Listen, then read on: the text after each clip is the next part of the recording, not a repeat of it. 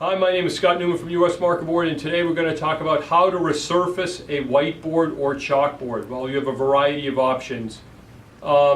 Really, my suggestion would be to get a retrofit board.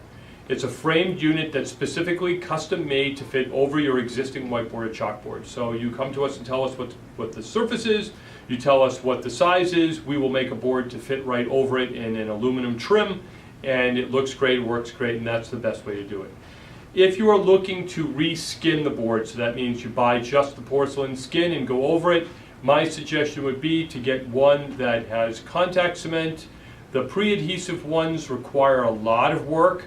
They're great products, don't get me wrong, but they do require a lot of know-how to put them on.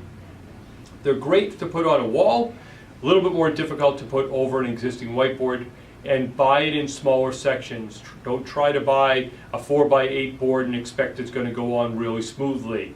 If you're going to, then get one that's got contact cement that you have to trowel out and allows you to reposition the board, rather than one that sticks on and doesn't allow any wiggle room.